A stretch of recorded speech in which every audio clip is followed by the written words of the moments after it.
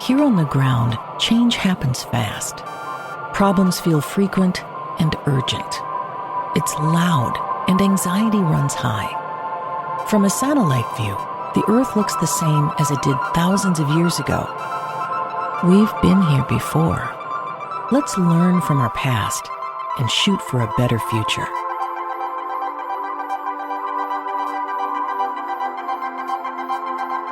Hello and welcome to this week's episode of A Satellite View. I'm Todd Mikkelson, your host, speaking at you from Sunday, November 30th, 2025 in the space and time continuum. Hope you had a nice Thanksgiving weekend. I did. It was very nice. Took a little downtime and am going to be very careful to do so in the coming weeks as well. I think a lot of crazy stuff's going to happen even this next week. I think a lot of it is going to be jarring, would be maybe an apropos word to use. So I think some people it's going to drive some people a little crazy. Be careful of where you take your news in. Be careful of how much news you take in and give yourself a break sometimes. There is some fun going on, though. That's what we need to do, I think, is have fun with this. So it's a race to jail between Kristi Noem and Pete KegBreth. And I got my tickets in the second row, right at the finish line, and I bought a lot of popcorn. Kristi Noem has to give answers by this Friday on that she was the final voice on not turning those airplanes around in March. I think it was on March 16th. Yeah, 15th and 16th, I believe it was, that night, where a judge ordered those planes to be turned around. And now the DOJ, maybe Trump told them, just tell them Noem did it. She's not working anyway. She's, But anyway, the DOJ basically said she's the last one to say, do not turn the planes around, which goes against a legal order, a judge's order. And that's a crime, of course. It happened so many months ago, but now this is coming out. This is how a lot of things are working. Taking what feels like too long. I think in the end, we're going to feel like it went quickly, because I think by the time we get to January, who knows what's going to be happening. It's looking very likely that Trump won't make it to January, either by legal removal or natural removal from this plane of existence, possibly. Now, getting back to Kristi Noem, she went on the morning shows today. I saw two clips, so at least twice. She said again this thing about no vetting. Now, this is complicated.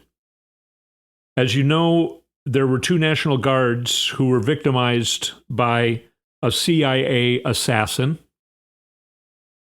He was working in Afghanistan for the CIA. Now, he's been in the United States, and he was vetted a few times, it sounds like, including in April. Now, was he vetted? So he was given asylum by the Trump administration. I'm not going to use his name because I don't use the names of people who shoot other people, whether he was ordered to or not, by the way. There's a lot of speculation on all that's gone on, and we'll get into that a little bit later about why people are really speculating about what happened. But this CIA assassin was given asylum by the Trump administration. And Kristi Noem and what's her name, Judge Janine, they both said there's been no vetting. No vetting was done. Except the problem there is, if the Trump administration gave him asylum in April, which is a few months into his newest term, quote-unquote term, there was no vetting? That means the Trump administration did no vetting on this guy. Kristi Noem pointed that out twice at least this morning on 2 different shows, Sunday morning shows. Judge Janine did it, I think, on Wednesday or Thursday. I think the shooting happened on Wednesday, the day before Thanksgiving. Interesting. Also, CIA assassin, a trained assassin, drives, I don't know, how long is it to drive from Washington State to Washington, D.C.? I mean, Washington State, almost way at the Pacific border. Is that 3,500 miles? It's more than 3,000 miles. He drove. And on the day before Thanksgiving, assassinates 2. There were more guards there. He shot 2 of them and then was taken into custody. And by the way, he was taken into custody, and there was a press conference that Kash Patel was at, and I don't know, the sheriff or some actual law enforcement person, some legitimate law enforcement person said that the suspect is in custody. And then Kash Patel went on the microphone and said, "We will get this person and get them into custody as quick as possible." Okay, they're already in custody, idiot. But anyway, Kash Patel, wow, a whole nother thing. He might be getting fired because of using airplanes to go see a concert of his girlfriend. Such a mess this administration is in. But right now, we're watching the race to jail between Kristi Noem and Pete KegBreth. Now, Pete KegBreth, the House Armed Services Committee Chair Mike Rogers, who's a Republican from Alabama, and the ranking member, a Democrat from Washington, Adam Smith. They're the House Armed Services Committee Chair and ranking member, and then also the Senate Chair and ranking member of the Senate Armed Services Committee. Their name is Roger Wicker, the Republican, and Jack Reed, the Democrat. They are going to be performing vigorous oversight on Pete KegBreth, who apparently, well, we all know that there's been war crimes committed here. Probably coming all the way from Trump. But KegBreth gave the order apparently on, what was it, September 2nd, I think? Seemingly not that long ago, where there was a boat with 11 people in it, and our military bombed it, shot it. Everyone died except 2 people. 2 people were clinging to the wreckage that was still on fire. And then they were like, what should we do now? And KegBreth said, kill them all. And then a second strike happened and killed those 2 people. Now, the first war crime is there's absolutely no proof that the reason they shot it was even a reason. Plus, the reason that they say they shot it is still a war crime. Okay? It's the same thing that dictators, really nasty dictators, have done, where it's like, we're just going to kill the drug lords. Okay, that's a war crime in itself. But there also was no proof that anybody on this boat was a warlord, or a drug lord. And there was no proof that there were drugs on the boat. They're claiming, KegBreth and Trump are claiming that these boats are bringing fentanyl into the United States. Absolutely impossible. The boats were too small to go all the way to the United States. Some of them weren't even going in the direction of the United States. There's no way these boats could make it to the United States. And fentanyl's not coming in from Venezuela. So, first war crime is that they shot this boat in the first place. Second war crime is that there were 2 people who were no longer combatants, even by KegBreth's definition. So if KegBreth was in the right by saying these are combatants because they're trying to harm United States citizens by bringing fentanyl to the United States, is that a combatant? First of all, that's supposed to be for law enforcement, not military. So he's already wrong. But let's say that he was okay with that one. Let's say that one is not a war crime. than killing the two people who were no longer combatants because they could no longer harm American citizens because they were clinging for their life in the middle of the ocean to burning pieces of a blown-up boat, killing them instead of taking them as war prisoners. Again, there's no war. So killing them is definitely a war crime. And everybody seems to be saying it. JAGs, the lawyers within the military, many ex-JAGs, because the actual JAGs can't really, go on camera and talk to the press, but ex-JAGs are saying, yeah, absolutely. I mean, it could not be clearer that this is a war crime. So he is under vigorous oversight now by both the Senate and House Armed Services Committee for war crimes.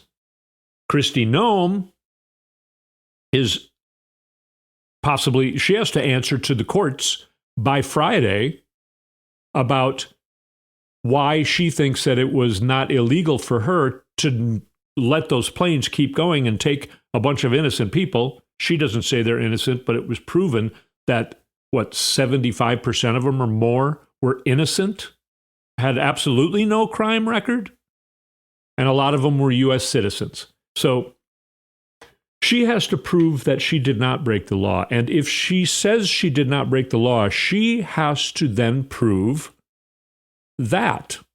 I mean, she has to prove that she didn't break the law. She can't just by Friday say, I don't think I broke the law. She has to prove it. Is that going to happen?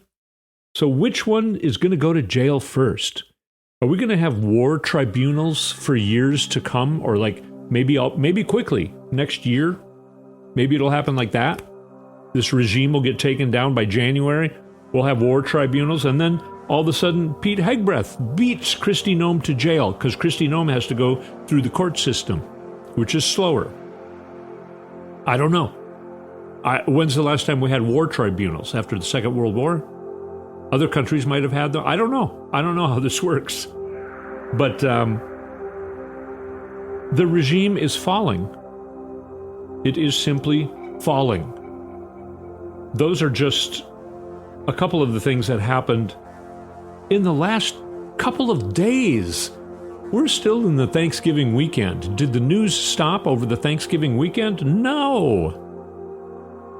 We'll talk about some more things that happened just over the Thanksgiving weekend. We're not even covering the full week. We're just talking about what happened basically since Wednesday. And there's a lot more to talk about. Let's take a short break a little early, and I'll come back and we'll get restarted here. You're listening to A Satellite View. We'll be right back.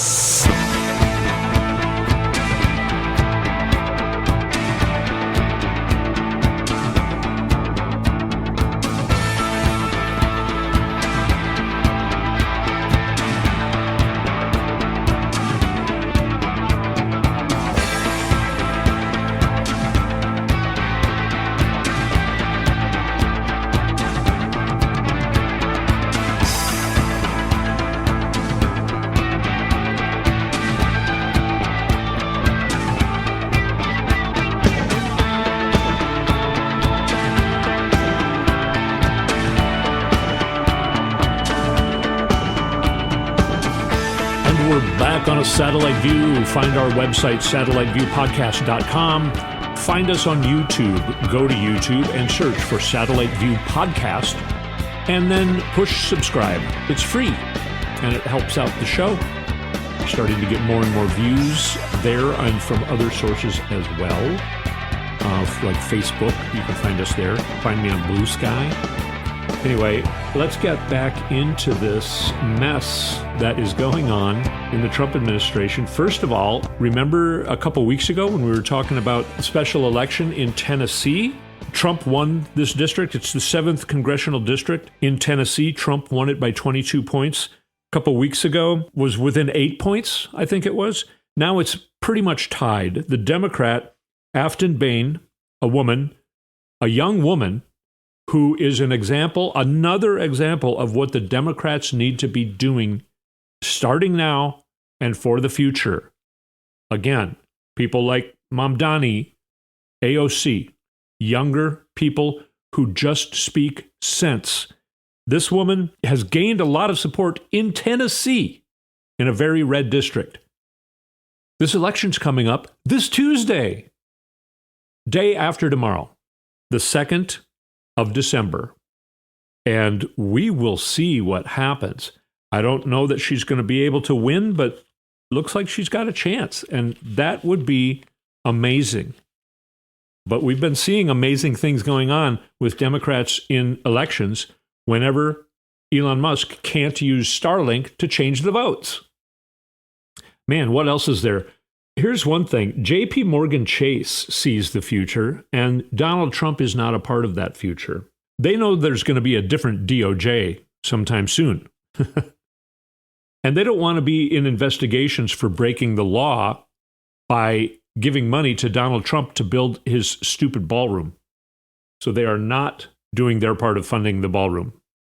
They also, U.S. banks JP Morgan Chase, Bank of America, and Citigroup have called off a planned U.S. $20 billion loan to Argentina. This is according to an article published on Thursday by the Wall Street Journal. Instead, bankers are discussing a new short-term credit, 1/4 the size.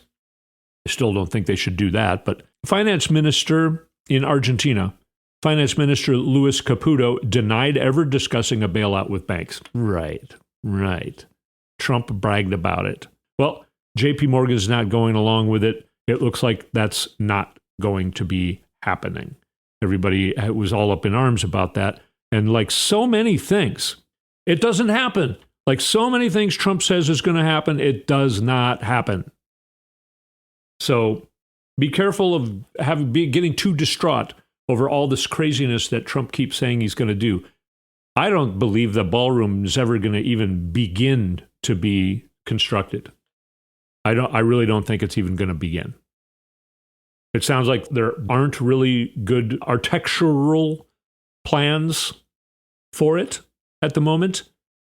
But I wanted to mention that both Argentina and the ballroom, JP Morgan Chase is pulling out of. Now, one thing that happened over the weekend, it happened, was it a late night Wednesday or Thursday? I can't remember now. Might have been late night Thursday. And Donald Trump stayed up too late. They let him stay up too late. He was asked about going to the funeral of the National Guard's woman who died in this shooting in Washington, D.C. And he said, I hadn't thought about it, but it's in West Virginia. The people of West Virginia love me. I won that by more than any president. So why are you talking about that? Shut up. He went on to disparage another woman reporter. It's gross to watch these clips of him. And if you have seen the clips, you know that, first of all, he is very addled. There was also another photo of him released this morning when he's at Mar-a-Lago, and ain't looking good for Donnie as far as mortality, if you know what I mean. Now, to try and cover up for this, apparently, or maybe, I don't know what, there was then later that night, some people think maybe Stephen Miller wrote it, or I don't know, but he wrote it on his Truth Social or whatever it is, in which he called Governor actually should be the Vice President of the United States, but for some reason is still the governor of Minnesota, Tim Walz. He called him the R word. That's a word that I'm not going to use. What it ended up doing was there was another story going on in Indiana where they want to redraw the lines. Trump wants them to redraw the lines to gerrymander in favor of the Republicans. And he keeps threatening them. He keeps threatening legislators, and they've been getting death threats and all these things. So it's the state legislators. And he says, if you vote no on this, I'm going to primary against you. I'm going to put up somebody to primary against you, which, of course, we all know that doesn't work very well anymore, as I think we're going to find out on Tuesday night in Tennessee. One senator, Michael Bohasek, he put out a statement then the next morning, because this happened late at night, where Donald Trump called Tim Walz the R word, which has to do with mental health, right? So Michael Bohasek, which is a Republican state senator in Indiana, he said, many of you have asked my position on redistricting.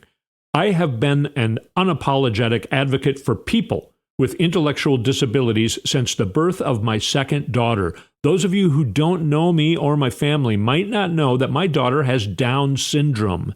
This is not the first time our president has used these insulting and derogatory references, and his choice of words have consequences. I will be voting no on redistricting. Perhaps he can use the next 10 months to convince voters that his policies and behavior deserve a congressional majority.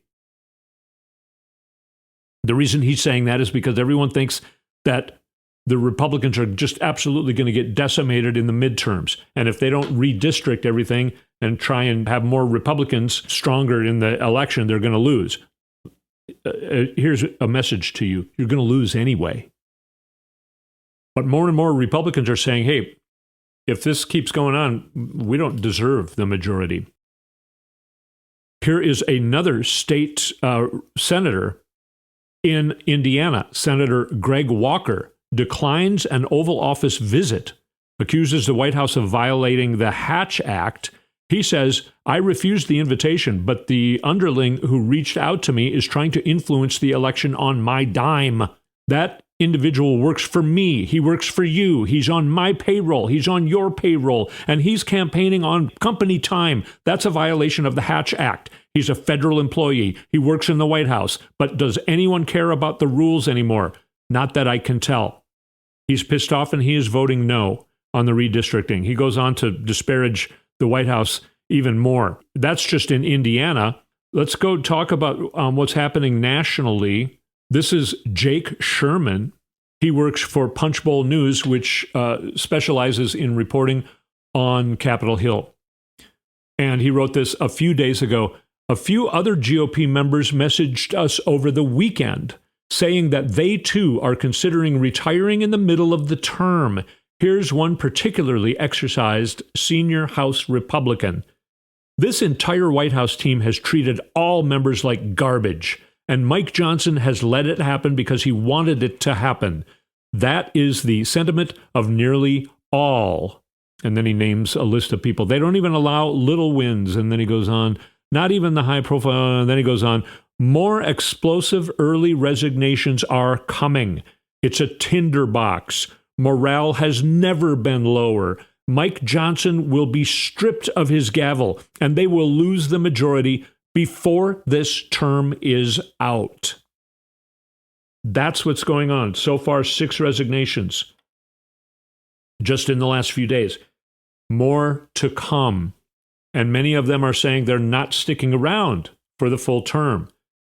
So the Democrats will likely take the House before the next elections.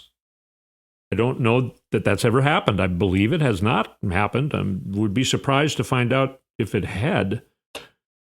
So pretty crazy stuff going on. The Republican Party is falling apart, and the Trump administration is falling apart. So much so that people are speculating that this CIA assassin who drove from Washington State to Washington, D.C., and shot these 2 National Guard people, something that the administration seems to be using now in a few different ways to further disparage Democrats, to further disparage the 6 Democrats who came out and said that military personnel should not break the law, even if they're ordered to. They should not go through with an unlawful order, which is going to get a lot of people in trouble in this KegBreth mess as well. But they're also using it as an excuse to get more National Guard victims, I'm going to start calling them, put into Washington, D.C., which I thought they said there's no crime anymore. But now they need 500 more National Guard victims to go there and pick up garbage and be the possible target of pissed off people. Was this just a pissed off person? Or did he get an instruction? He's had mental illness because of what happened in Afghanistan and all the things he witnessed. And he feels bad about getting some of his people in his, I don't think they call it a platoon, but, his grouping. He feels like he might have been responsible for getting a couple people killed. He feels guilty about it. He's had mental illness issues going on, a friend of his said. And what if he got a call saying, hey, I have another mission for you, soldier? People are speculating that that is what happened. I'm not even. But people are also speculating, as you know. Why is there no investigation of what happened to Charlie Kirk? Why is there no investigation of what happened on that first supposed Trump assassination attempt, where a bullet definitely did not hit his ear? All right? There is new news of somebody, a journalist, having a recording that was made at Mar-a-Lago right after that Butler, Pennsylvania, quote-unquote assassination attempt on Trump, where somebody had a recording device in her purse. I'm not going to go through the whole story, although it's kind of hilarious. But apparently on this recording, Donald Trump is heard saying, wow, they really fell for it. That was a good job. That worked out pretty well. Talking about that assassination attempt. Why has it not been released? Probably because of money. Also, this is sort of a discredited now journalist person, and maybe she'll release it to try and redeem herself? I don't know. But this administration has gotten so bad that the MAGAs, they're the ones who they really started to question what happened to Charlie Kirk. And they all have decided these are the MAGA gun nuts. These are the guys who really know about guns, way too much about guns. And they are 100% positive that the person that is being held in custody as the suspect who assassinated Charlie Kirk is not the right guy. They're the ones who think that. So now everybody is going further and questioning what happened in Butler, Pennsylvania, and this assassination of these two National Guard victims. So Donald Trump can't do anything that even the MAGA people will accept anymore. One last thing here. Again, Ukraine and Russia. Things are actually really heating up. A lot of speculation that NATO might make a move against Russia. I talked about that a little bit last week, but it goes on and on. I'm going to read to you again, Anna from Ukraine. Big explosion near Moscow. That was 7 days ago. I believe I reported on that. That was a big power plant near Moscow where they felt and heard and saw the explosion and fires. Let's go to 6 days ago. Russia's economic collapse is exposed. Also 6 days ago, Kremlin in panic. No money for the Russian army. Russian soldiers are not getting paid. More huge explosions in another town 5 days ago. 4 days ago, Moscow's agents operating in Washington. That's the whole thing about, what's his name, being a Russian agent. Donald Trump's friend, he's just a realtor, but he calls him the Russian envoy, Steve Witkoff. There was released a transcript of a recording of him talking to Russians, counseling them on how to talk to Donald Trump and how to get Donald Trump to go along with what they want. So he's being a counselor to Russia, not Ukraine, and not the United States. That's what she's talking about there. Let's go to 3 days ago on Anna from Ukraine. Europe strikes back. Russia attacks trigger NATO. Now, she talked about that last week as well. Russia's been like lobbing things into Europe, and NATO's been getting more and more pissed. So that keeps escalating. Chaos in Russian sky. International missile exploded. So this big cruise missile that everybody was talking about, that Putin was bragging about, that he was going to test, and then that's why Donald Trump was saying we're going to start doing nuclear tests. Have you heard a word about that over the last week or two? No, because it's not going to happen, because people aren't going to let it happen. Donald Trump says it, but that doesn't mean it's going to happen. It almost never happens. Almost everything he says is going to happen almost never happens. Right now he's saying we're going to do a ground war in Venezuela. We'll see. I doubt that's going to happen. So anyway, this missile, they were testing it and it exploded in Russia. So the missile doesn't work. So everyone who was scared of the missile, you don't need to be. A lot of us weren't because we foresaw this, because this is the kind of stuff that always happens. Russia shadow fleet collapses under naval strikes. This is big explosions of 2 oil tankers off of Turkey from the shadow fleet that Russia has that's supposed to be secret. Yet Ukraine sent underwater drones and blew these ships up. Remarkably, the people on the ship were able to escape, but the ship exploded and lit on fire, so the ship is unusable. Ukraine keeps hitting Russia. We hear about Russia lobbing bombs into Ukraine all the time, but we don't hear about this hitting Russia. I do want to give a shout out to CBC News Network in Canada, who did report on this. They are kind of more like a mainstream media in Canada. They did a report on this particular incident. So the crumble still happens in Russia.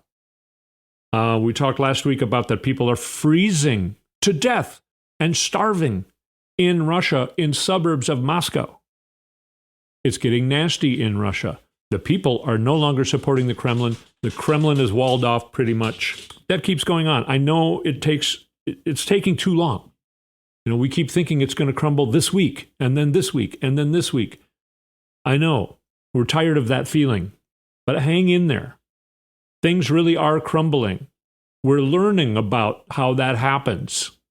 The Trump administration is falling apart, and the Republican Party is falling apart before our very eyes. This has happened a couple times in history with like the Whig Party. And so we're seeing history before our eyes, and we're learning about what that looks like and how it feels. So take care of yourself, because we're seeing a future of these great candidates, these great young Democrats.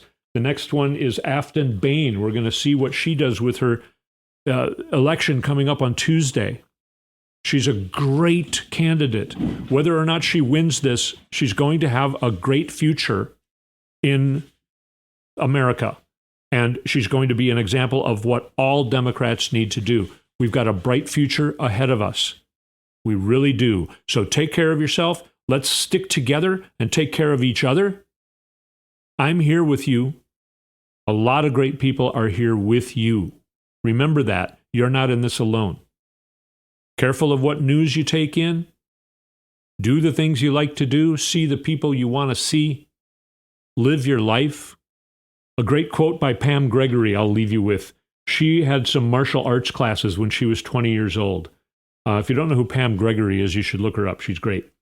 She, in this martial arts, was taught, when you break the piece of wood with your, hand, the karate chop, so to speak. What you're taught to do is focus on 6 inches past that obstruction, the board being the obstruction. If you focus on the obstacle, you'll just hurt your hand. But if you focus 6 inches below the obstacle, you don't need the strength. Your focus will get you to where you want to be going. 6 inches beyond the obstacle to where you want to get to. So aim to where you want to get to. Don't look at the obstacle. Don't think about the obstacle. Aim to where you want to get to, and the obstacle has no power over you. I think it's something that is very healthy for all of us to think about. So thank you so much for sticking with me for this show. I will speak at you next week.